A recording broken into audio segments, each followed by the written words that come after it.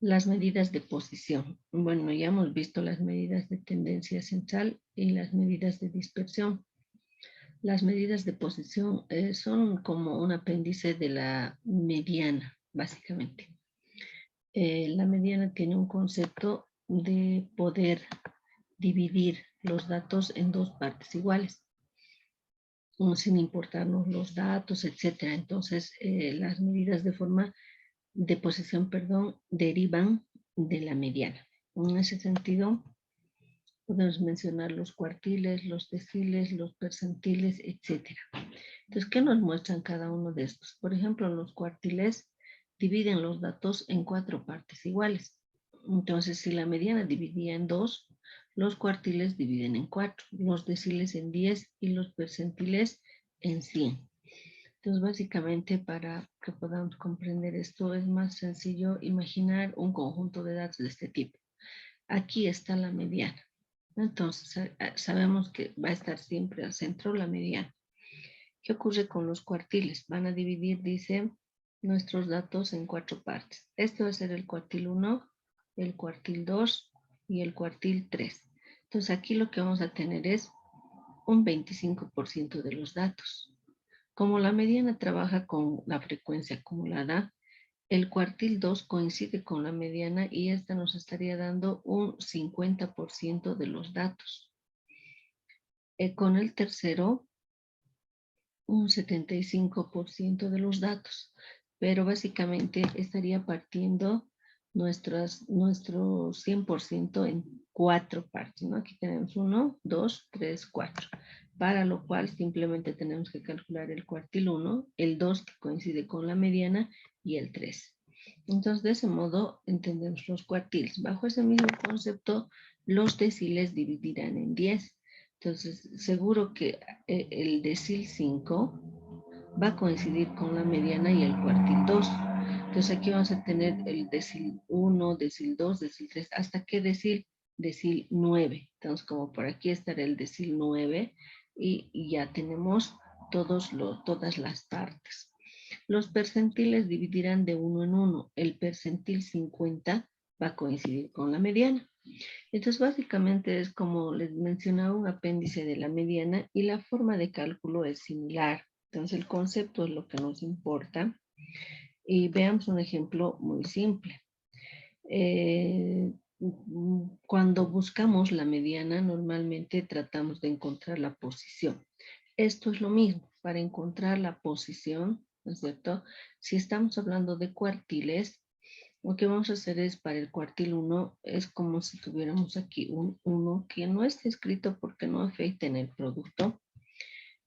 1 por n más 1 entre 4. ¿Por qué entre 4? Porque estoy buscando cuartiles. Si busco el segundo cuartil, 2 por n más 1 entre 4. Cuartil 3, 3 por n más 1 entre 4. Entonces, esa es la fórmula básica para encontrar la posición.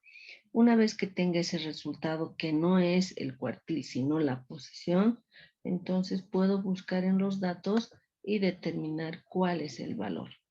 Lo mismo va a pasar para los deciles y percentiles. ¿Cuál es la diferencia? Los deciles va a estar dividido entre 10. Entonces va a ir cambiando de 1, 2, 3, 4, 5, 6, 7, 8 y 9, como ya hemos dicho. Los percentiles dividido entre 100. Entonces va a ir de 1 hasta el 99. Veamos si eso es cierto.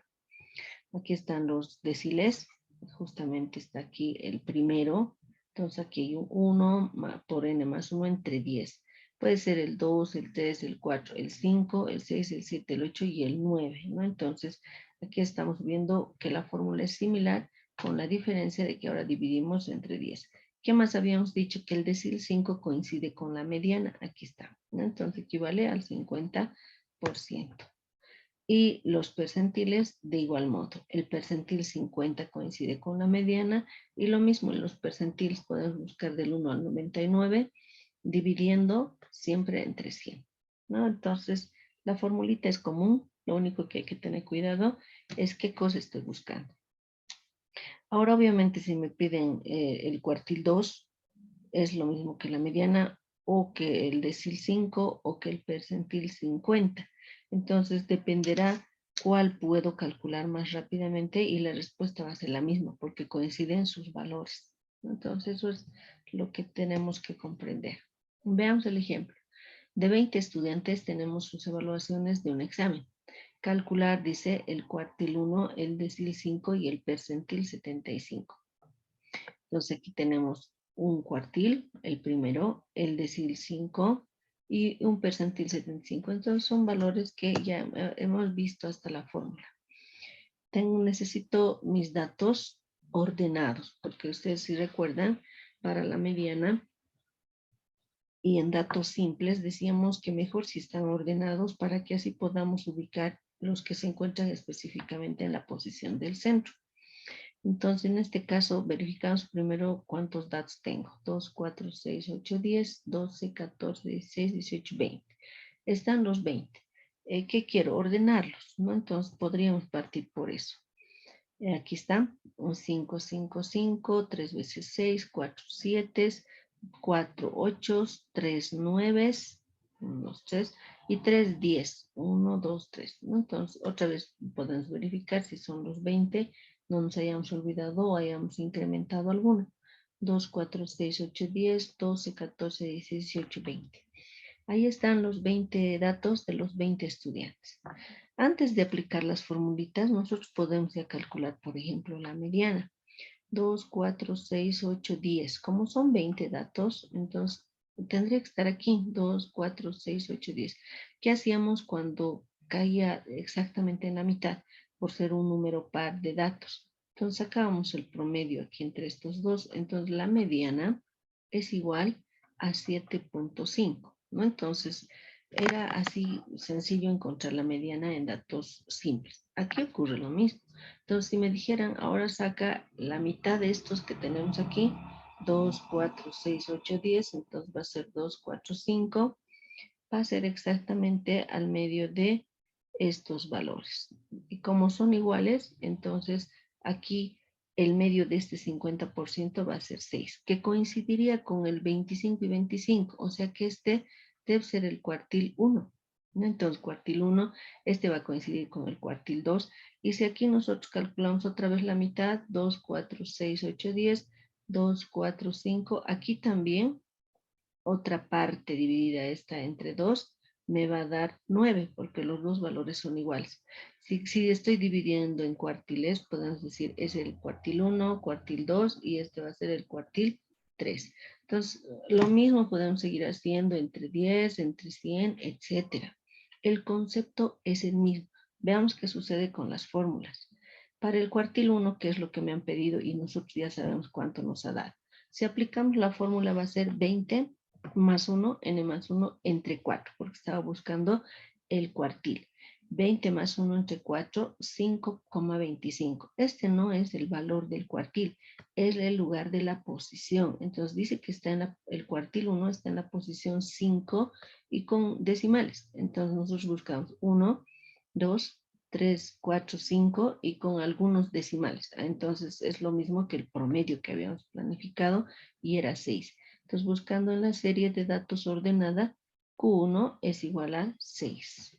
Entonces, eso podría llegar a confundirnos, pero estamos aclarando que las formulitas nos dan la posición y coincide con lo que nosotros hemos hecho. Entonces, ahí está el cuartil 1.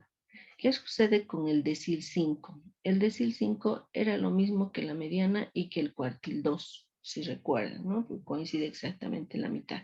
Entonces el decil 5 es igual a 5 por 20 más 1 entre 10 por tratarse del decil. Entonces me da 10.5, buscando en los datos ordenados, posición 1, 2, 3, 4, 5, 6, 7, 8, 9, 10. Como es 0.5 es el promedio de estos dos, entonces, ¿cuánto me da? 7.5. Veamos, aquí está. Realizando nuestro cálculo, 7 más 8 entre 2, 7.5, que es lo mismo que la mediana, que es lo mismo que el cuartil 2, etc. Y por último, vayámonos con el percentil 75. El percentil 75 sería 75 por 20 más 1 entre 100, ¿no? Entonces estamos recordando solo eso. Me da 15,75. Entonces 2, 4, 6, 8, 10, 12, 14, 15. Tiene que estar entre estos dos Entonces, entre esos dos, el valor o el promedio me va a seguir dando ese valor 9 que nosotros conocemos. Entonces, de ese modo podemos calcular. Entonces, algo que hemos podido decir aquí es que el cuartil 3 coincide con el percentil 75, ¿no? Entonces, eso también nos va ayudando a ver las coincidencias de dichos parámetros para poder calcular más rápidamente o comprender. Esas son las medidas de posición. Es más un recordatorio que, digamos, una aplicación, es un avance, digamos, de la mediana que se va viendo en función a cuánto equivale cada sector. ¿Para qué sirve? Una pregunta que deberíamos hacernos siempre. Sirve para sacar acumulados. Por ahí nos preguntan qué sucede con el 50% de los datos respecto a algo. Entonces me está hablando implícitamente de la mediana. ¿Qué sucede con el 75%? Entonces puede estarme hablando del percentil 75 o me puede estar hablando del cuartil 3, etcétera, ¿no? Entonces podemos nosotros calcular dicho valor y respecto a él dar una respuesta posterior. Entonces para eso nos sirve, son valores acumulados que podemos ir ayudándonos con estas medidas de posición. Si alguien tiene alguna duda, adelante. Ya, entonces seguimos. Bueno, aquí tenemos un ejercicio que ya no tiene mucha injerencia porque es similar al que acabamos de hacer, entonces ya no lo vamos a tocar. ¿Cómo se representa estas medidas gráficamente? Puede ser por un gráfico de caja con bigotes. Se llama así a un gráfico que es más o menos así. Alguna vez ustedes han debido ver este grafiquito que es como de una cajita que puede estar así medio abajo, otra arriba y se compara con otras, digamos, y entonces se va viendo la posición de la caja. ¿Cómo se grafica? Eso es lo que nos interesa. Fíjense los valores mínimo y máximo, que obviamente que conocemos en un conjunto de datos. Aquí está ubicado el primer cuartil, el que acabamos de ver cómo se calcula, el tercer cuartil, que sería el del 75%. Entonces quiere decir que esta cajita nos está representando al 50%, pero interno, ¿no es cierto? Desde el 25 hasta el 75. Entonces esto es el 50%. Y ahí, comparando con la media, o bueno, la mediana también está, que sería el cuartil 2. Comparando con la mediana, es que esta caja se va subiendo, bajando o quedando exactamente al centro. Imaginen que la mediana coincide con la media, hablando de medidas de tendencia central. Entonces esta caja va a quedar exactamente al medio, ¿no?, de la distribución. Es otra forma de representar el comportamiento de los datos. Entonces aquí ya sabemos que no coinciden estos dos valores y por eso, además de que esta cajita está abajo. Entonces quiere decir que mis datos están más concentrados en este sector, que podemos ver aquí sus valores, que entre 250 y 300, digamos. Entonces, es una forma de representar los valores. Lo único que tengo que conocer son el máximo, el mínimo y los tres cuartiles y puedo comparar con la mediana. Normalmente todo está comparado con la mediana. Eso es lo que habíamos planteado desde un principio. Entonces, es una forma de expresar. Tenemos aquí, por ejemplo, un ejemplo amplio con muchos datos, entonces podemos decir o buscar el valor mínimo, el valor máximo, podemos sacar la moda, la mediana, ¿no?, o los cuartiles, etcétera. Entonces podemos hacer ese tipo de análisis obteniendo, obviamente, estos resultados que ya están marcados y podemos graficar. También de esta manera se puede graficar el diagrama de cajas, de caja y bigotes. Aquí está nuestra caja, mostrando justamente los valores que aquí se han obtenido y vemos también que no está exactamente al centro, ¿no?, sino tiene una tendencia de que la mayor cantidad de datos, eso nos está mostrando, este 50% está un poquito hacia la derecha, ¿no? Entonces eso podemos ver. También este gráfico nos muestra algunos valores que están fuera, no fuera, sino que se denominan anómalos. O sea, cuando analizamos los datos, alguna vez nos damos cuenta de que hay un dato que tal vez está fuera del rango, como que se salió del rango, pero es un dato. No lo podemos anular, pero esos valores que son muy extremosos y que de alguna manera puede perjudicar en el cálculo, normalmente se denotan y están fuera de este 50%, o sea, fuera del 75 y del 25 y están por aquí. También sirve para eso, para encontrar a dichos valores anómalos, este diagrama de caja y bigotes. Bueno, entonces ya hemos concluido, digamos, con esto de las medidas de posición, que era un complemento básicamente a las medidas de tendencia central, a la mediana específicamente. Entonces vamos a ver por último las medidas de forma. Con esto ya casi estaríamos concluyendo la parte de medidas estadísticas para una variable. Entonces decimos, son medidas numéricas, las de forma, que permiten determinar la forma que tiene la curva de los datos. Bueno, respecto a la forma ya tenemos gran avance. Tenemos el polígono de frecuencia, tenemos ¿cómo se llama esto? Las medidas de tendencia central, y respecto a ellas hemos hallado relaciones y hemos dicho tiene una inclinación hacia la derecha, la izquierda, en base a ellas. Esto es similar, pero ahora con otros coeficientes. Entonces, las medidas de forma se refieren al sesgo que nosotros ya conocemos, pero aquí nos presentan otros coeficientes y que a lo mejor sean más exactos, digamos, o más directos para determinar el sesgo a la derecha, a la izquierda, o que no tienen sesgo, ¿no? Y otra medida sería la kurtosis. La kurtosis lo que nos dice es qué altura tiene mi curva. Puede ser muy elevada, muy chatita o muy parecida a la normal. Entonces, estos dos se complementan porque me puede decir sesgo a la derecha y alargada, o sesgo a la izquierda achatada, ¿no? Entonces, eso es lo que básicamente nos muestra las medidas de forma. Muchas veces ya no se analiza estas medidas porque ya son un poco repetitivas, pero bueno, veamos nomás, y como les he mencionado, son fórmulas que nos pueden ayudar en algún momento a calcular rápidamente algo que me estén pidiendo. Entonces, otra vez volvemos a las curvitas porque estas eran las que nos veíamos en la relación de medidas de tendencia central. Teníamos una curva de asimetría, obviamente estas dos son asimétricas. ¿A quién? A la curva normal. Entonces, esta es curva de asimetría negativa y esta positiva, ¿no? Entonces, cuando el eje central está descentrado. En cambio, en este es exactamente perfecto. Es una curva asimétrica. ¿Qué recordamos de esto? Que las tres medidas de tendencia central son iguales, en cambio en este uno es mayor que el otro y los dos mayores, el otro lo mismo, ¿no? Entonces, si recordamos, es la misma. Pero ahora esto vamos a calcular, por ejemplo, con el primer coeficiente de Pearson, que es una fórmula que me dice que debo relacionar la media menos la moda entre la desviación estándar.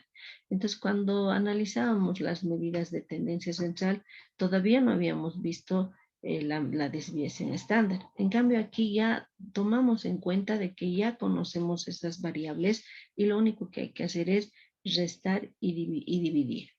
Entonces aquí está la media menos la moda sobre la desviación estándar. No es 5, no es una variable que no conozca, es la desviación estándar que hemos analizado ya en medidas de dispersión. El segundo coeficiente de Pearson se parece mucho al primero, con la diferencia de que aquí se trabaja con la mediana. Entonces la fórmula dice 3 veces la media menos la mediana sobre la desviación estándar. Entonces ahí tenemos las dos fórmulas bastante parecidas y que su interpretación es similar. Entonces, ¿qué nos dice? Que si nosotros obtenemos cualquiera de los dos coeficientes y nos dan 0, entonces quiere decir que el comportamiento de mis datos es simétrico.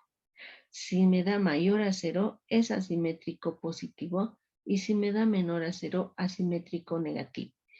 Algo que tienen que darse cuenta es que estas medidas de forma aceptan valores negativos. En todas las demás que hemos pasado, no pasaba eso, todo tenía que ser positivo. Entonces aquí sí, por eso me dice menores a 0, o sea, me puede dar valores negativos. Entonces, en ese sentido, simplemente decimos que es asimétrico negativo o asimétrico positivo, ¿no? Entonces, es otra forma de interpretar que a lo mejor les parezca más sencillo. La diferencia es que no estamos comparando respecto a solo a las medidas de tendencia central, a pesar de que aquí están la media, la moda y la mediana, ¿no? Entonces, implícitamente estamos usando las mismas variables.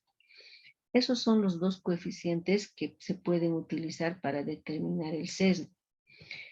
El coeficiente de asimetría de Fisher es un poquito más compacto, podríamos decir, y nos dice si es asimétrico o no, básicamente. Entonces podemos también usar esta formulita. El coeficiente de Fisher y tiene una fórmula bastante parecida a la desviación estándar. Dice la sumatoria de cada dato menos la media, pero esta vez al cubo, sobre n por la desviación al cubo, ¿no? Entonces esto es para datos que no tenga frecuencia. Si tiene frecuencia, lo único que hago es multiplicar la sumatoria de cada paréntesis por su frecuencia correspondiente y voy sumando, ¿no? Entonces todo esto voy sumando este producto de x1 con x2, etcétera. Entonces sobre n por la desviación al cubo. Son fórmulas bastante parecidas y repetitivas. Entonces, el hecho de que no hagamos un ejemplo directo para cada uno está enfocado a que como es simplemente fórmulas, entonces al final podemos hacer un solo ejemplo y con eso debería comprenderse estos conceptos. Entonces, cuando tengo frecuencia, esta va a ser mi fórmula. La interpretación es similar que en las anteriores, en los otros dos coeficientes. Fisher dice si sale igual a 0 es simétrico. Si es mayor, asimétrico positivo, y si es menor, misma interpretación que de los otros dos. ¿Por qué tenemos tantos coeficientes de asimetría? En algún caso puede pasar que nos piden calcular los dos coeficientes de Pearson. Entonces imaginen que en estas otras dos fórmulas me da con una fórmula que mis datos son asimétricos positivos y con la otra fórmula asimétrico negativo. ¿Y cómo respondería al final? Porque sería una contradicción. Entonces en esos casos podemos apoyarnos de Fisher para corroborar cuál es el verdadero valor. Si me piden solo el primero, aplico la fórmula y respondo en base a ella. Si me piden solo un segundo, también. Pueden pedirme solo calcular el sesgo. Y yo tengo que escoger el mejor o el coeficiente que más me acuerde, que más sepa, etcétera. Entonces son diferentes fórmulas simplemente que me ayudan a encontrar el sesgo o la forma de los datos. Y ya les comenté anteriormente que en un enunciado a veces no dice calcule el primer, sino dice se trata de conocer el sesgo de los datos, entonces, o la forma de los datos, y uno dice, pero ¿y entonces qué fórmula voy a usar? Ustedes eligen, para eso estamos viendo cada una de estas. Pero no traten de hacer todas a veces cuando no es necesario. El tiempo apremia y ahí es donde hay que recordar qué fórmula es la más adecuada o la que me están pidiendo, etcétera. Entonces, esos tres ya estarían definidos, ¿no? Entonces, fórmulas bastante sencillas. ¿Cuál nos falta? Para las medidas de forma, la kurtosis. La kurtosis nos decía si la forma de nuestra curva es elevada o achatada. Entonces se llama mesocúrtica o grado de concentración central normal, ¿no? Entonces la mesocúrtica es la que se parece a la normal, no es ni muy larga ni muy chata. Leptocúrtica, grado de concentración elevada, entonces ese sí es alargada, delgada. Platicúrtica, grado de concentración reducido o achatada. Las formas, aquí están. Entonces la leptocúrtica elevada, la mesocúrtica casi la normal y la platicúrtica achatada. Entonces con esto ya podemos decir si hemos encontrado una variable con sesgo a la derecha, digamos, entonces decir crece así y es de esta forma o más pronunciada para comprender, digamos, ¿no? Ahora vamos a mejorar el gráfico. Entonces podemos hacer más o menos algo así. En cambio, en este otro caso podríamos decir a lo mejor con sesgo a la izquierda y achatada. Y ahí está. Entonces, lo único que estamos complementando es que puede haber combinación en función al sesgo y a la altura de nuestra curva. ¿Cómo vamos a medir esto? Con una formulita. La fórmula está definida aquí. Coeficiente de kurtosis para una muestra. Esta fórmula es para la muestra, no la población. La población, la fórmula de la kurtosis para la población es larga, pero igual nada difícil de poder encontrar. Esta está resumida y es la sumatoria de X menos la media a la cual, fíjense que las sumatorias son idénticas en la desviación en Fisher y en kurtosis. Entonces, sumatoria de X menos la media a la cuarta sobre N por la desviación a la cuarta. Si mi fórmula fuera hasta aquí, el valor que obtendría siempre sería positivo. Pero le restamos 3 unidades, menos 3. Esto da la opción de que probablemente puede darme un valor negativo. Entonces, para la interpretación, ¿no? Si hablo de frecuencias, entonces otra vez, ¿no? Cada paréntesis se multiplica por su frecuencia correspondiente. Si esta es X3 con la frecuencia 3. Entonces, de ese modo voy cambiando este valor. La media siempre se va a mantener constante. Entre n por la desviación a la cuarta menos 3. La interpretación. Si la kurtosis es igual a 0, mesocúrtica, o sea, es igual a la normal. Mayor a 0, leptocúrtica y menor a 0, platicúrtica. Entonces, ahí está la interpretación sencilla de estos indicadores. Entonces, veamos un ejemplo, ya viendo todo lo que se ha recordado o definido. Y dice, hallar las medidas de forma de los siguientes datos. Es el mismo ejemplo que hemos estado usando anteriormente. Si ustedes tienen alguna duda del cálculo de algo, pueden ver el video de las anteriores clases y van a encontrar que es el mismo ejercicio. Entonces, normalmente nos dan este conjunto de datos. Nosotros podemos definir n, que es el total o la sumatoria de las frecuencias.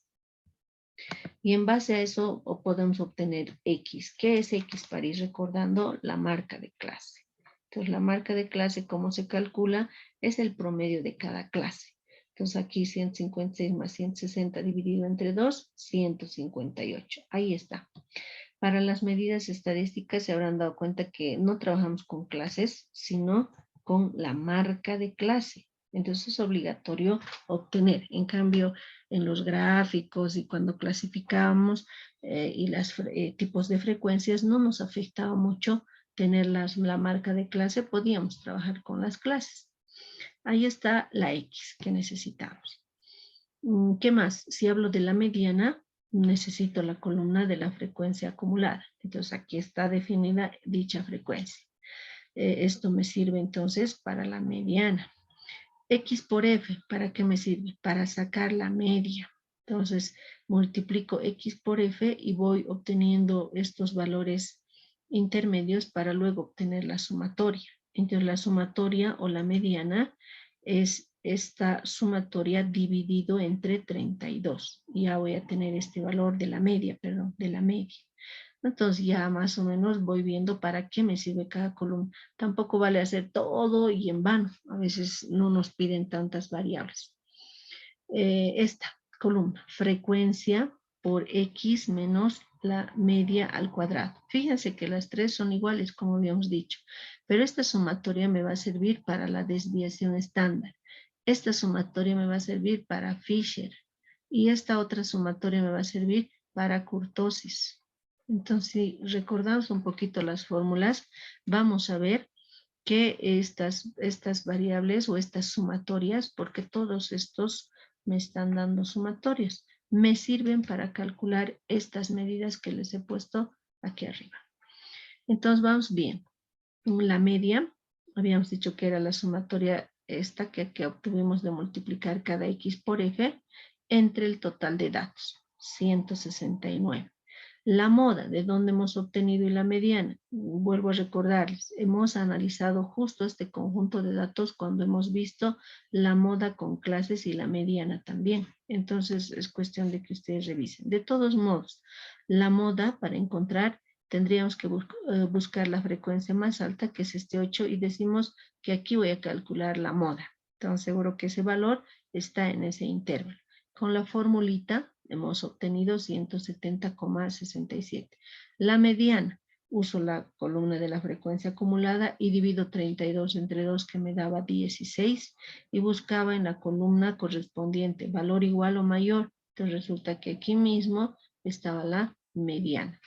Entonces con la fórmula hemos obtenido este 169.5. Entonces si se dan cuenta, ahí está el uso de nuestras columnas. La desviación estándar, aquí está. Esta es la raíz cuadrada de la varianza. Entonces, lo mismo que la raíz de la sumatoria de cada frecuencia por x menos la media al cuadrado. 1120 me da toda esta sumatoria dividido entre n menos 1. Entonces, ahí no hay que equivocarnos que esta desviación es muestral. Entonces, es n menos 1. 32 menos 1. Le sacamos la raíz a todo eso. 6,01. ¿Cuáles son las medidas que no me puedo equivocar? Esta media y esta desviación, porque se habrán dado cuenta que todas las fórmulas usan estas variables. Entonces, si me equivoco en esas, seguro que todos los resultados que obtenga también van a estar mal. Entonces, hay que tener el cuidado necesario de esas dos variables. Bueno, ya tenemos todo eso. Ahora sí, recién vámonos a hallar las medidas de forma, los coeficientes de Pearson, Fisher y Kurtosis. Entonces, como ya cuento con toda la información, lo único que tengo que hacer es reemplazar el sesgo. El sesgo para el primer coeficiente de Pearson era igual a la media menos la moda. Entonces aquí está nuestra formulita no la vamos a poder encontrar rápidamente, pero era la media que tenemos aquí menos la moda sobre la desviación estándar. Entonces lo vamos a poner aquí para que se ubiquen y esto es la desviación estándar. Realizando esta resta y división nos da menos 0,28. El signo es lo que me importa porque se habrán dado cuenta que la interpretación está marcando de 0. Si es 0, simétrico. Si no, entonces buscamos el sesgo. Entonces, menos 0,28. Sesgo a la izquierda por ser negativo. Entonces, he definido muy rápidamente dicho comportamiento. El siguiente coeficiente de Pearson es 3 veces la media menos la mediana. Aquí estamos cambiando la variable, ya no la moda, sino la mediana sobre la desviación estándar. Entonces se mantienen la media y la desviación y trabajamos con la mediana.